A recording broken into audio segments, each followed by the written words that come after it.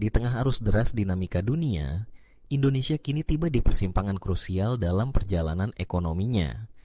Menteri Keuangan Sri Mulyani Indrawati telah mengumumkan kepada publik bahwa kondisi keuangan negara ke depan tidak akan mudah dikelola, bahkan seluruh rakyat harus mulai menata kewaspadaan sejak sekarang. Kata-kata Sri Mulyani bukan sekadar peringatan biasa. Ini adalah alarm terakhir, penanda bahwa negeri ini harus lebih waspada dan bersiap dengan segala langkah mitigasi yang realistis. Kita hidup dalam zaman global yang penuh dengan ketidaktentuan. Perang dagang antara Amerika Serikat dan Tiongkok yang belum mereda, konflik militer Rusia dan Ukraina yang terus memanas, bahkan krisis energi di Eropa membuat harga melambung tinggi.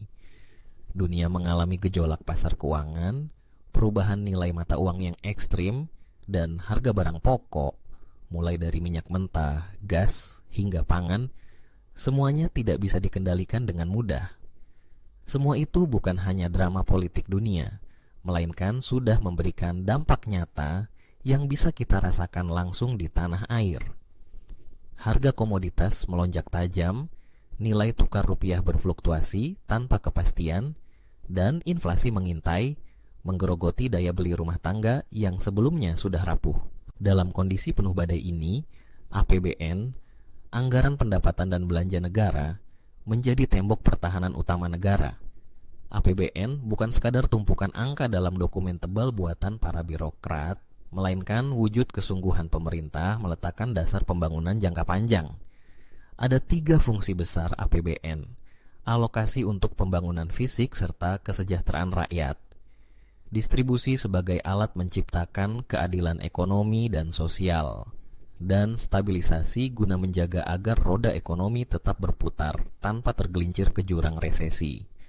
Namun, pada hakikatnya, kekuatan APBN sangat ditentukan oleh kesehatan keuangan nasional. Jika ia loyo, maka fungsinya akan rentan dan mudah digoyang badai global. Menteri Keuangan menekankan bahwa APBN kini sedang menghadapi tekanan luar biasa. Pemerintah berada dalam posisi harus bisa membuat keputusan yang cepat, tepat, namun tetap berhati-hati. Setiap rupiah yang keluar harus dipastikan mampu memberikan dampak sebesar mungkin terhadap kemajuan negara seraya tetap menjaga keberlanjutan fiskal.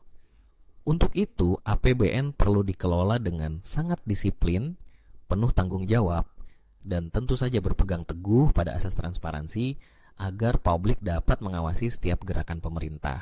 Beban besar ini ada di pundak Kementerian Keuangan. Tak hanya sekadar menghitung penerimaan dan pengeluaran negara per tahun, kementerian ini juga bertugas menciptakan kebijakan ekonomi makro, merancang sistem penerimaan negara, dari pajak hingga bea cukai, dan membagikan anggaran ke setiap kementerian, lembaga, bahkan hingga ke pelosok daerah. Virus-virus klasik seperti kebocoran dana, praktik korupsi, hingga nilai kepatuhan pajak masyarakat yang masih rendah masih menghantui upaya perbaikan. Maka dari itu, reformasi birokrasi harus terus dilanjutkan dan dipercepat, termasuk dengan digitalisasi sistem perpajakan dan bea cukai, demi menutup lubang-lubang kebocoran, serta meningkatkan efisiensi dan akuntabilitas. Sri Mulyani juga menegaskan hal penting. Seluruh jajaran Kementerian Keuangan tidak boleh lagi hanya menjadi administrator yang pasif. Mereka dituntut menjadi pengelola negara yang visioner, memiliki integritas, dan selalu menjunjung tinggi keterbukaan. Kinerja mereka bukan sekadar soal laporan transaksi arus kas negara, melainkan berkaitan langsung dengan hajat hidup seluruh rakyat Indonesia. Di saat anggaran tertekan, bisa saja subsidi BBM, bantuan pendidikan, atau proyek-proyek vital lainnya dipangkas. Jika itu sampai terjadi, dampaknya akan langsung menghantam masyarakat kelas bawah, petani, buruh, hingga pelaku usaha mikro dan kecil yang sangat bergantung pada dukungan pemerintah. Dalam pelantikan pejabat tinggi Kementerian Keuangan pada 23 Mei 2025, 2 figur penting resmi diangkat. Bimo Wijayanto menjadi Direktur Jenderal Pajak dan Jaka Budi Utama menjadi Direktur Jenderal Bea dan Cukai. Keduanya menjadi ujung tombak pertahanan keuangan negara. Pajak dan bea cukai merupakan sumber utama pendapatan negara. Tanpa pos ini, negara akan kesulitan memberikan layanan dasar kepada rakyat. Namun dalam kenyataannya, Memperkuat kedua sektor ini tidak semudah membalikan telapak tangan. Masyarakat yang enggan membayar pajak, upaya penghindaran pajak, hingga oknum-oknum yang tidak jujur masih menjadi masalah kronis. Karena itu, digitalisasi dan reformasi struktural harus segera berjalan, supaya kinerja semakin transparan dan mampu menjawab tuntutan era baru. Semua perubahan ini tidak akan berarti tanpa pengawasan publik, karena sesungguhnya APBN adalah cermin dari prioritas dan niat baik pemerintah. Apakah benar uang rakyat akan dipakai untuk pembangunan yang inklusif, untuk sektor pendidikan, kesehatan, lingkungan hidup, ataukah justru mengalir ke pos-pos yang kurang produktif? Disinilah pentingnya transparansi dan keterlibatan masyarakat. Setiap rupiah yang dibelanjakan harus diketahui dan diawasi oleh rakyat sebagai pemilik sesungguhnya negara ini. Saat ini, Indonesia tengah menghadapi tekanan defisit anggaran.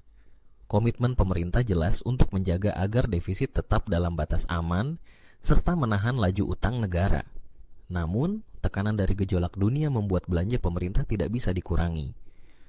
Subsidi untuk masyarakat harus tetap digelontorkan, cadangan energi perlu dijaga supaya tidak terjadi kelangkaan, dan dana bantuan sosial tidak boleh hilang karena akan berdampak langsung pada kelompok paling rentan. Sekali lagi, pemerintah dituntut untuk menyeimbangkan kebutuhan mendesak rakyat dengan keberlanjutan fiskal. Ini adalah dilema klasik yang selalu menjadi ujian bagi pemegang keputusan. Kesejahteraan negara tidak bisa dibangun hanya oleh pemerintah. Sri Mulyani menyerukan pentingnya kerjasama lintas sektor antara pemerintah pusat dan daerah, antara kementerian dan lembaga, serta antara negara dan dunia usaha. Generasi muda, pemilik masa depan bangsa, juga harus mulai sadar bahwa kondisi ekonomi hari ini akan sangat menentukan kualitas kehidupan mereka kelak. Jika sekarang kita abai, jika utang negara membengkak, biaya pembangunan naik, dan sumber daya alam terkuras habis, maka generasi berikutnya lah yang akan menanggung konsekuensinya dalam bentuk pendidikan yang makin mahal, lapangan kerja yang sempit, dan risiko bencana yang makin besar. Pesan terakhir Sri Mulyani sangat jelas. Semua tantangan besar ini nyata, bukan simulasi. Hanya negara yang adaptif, disiplin, dan terencana yang akan mampu bertahan di tengah ketidakpastian dunia.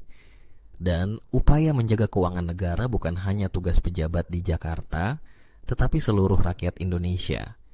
Kita adalah penentu sejarah, bagian dari solusi, bukan hanya penonton yang menanti perubahan datang seolah keajaiban.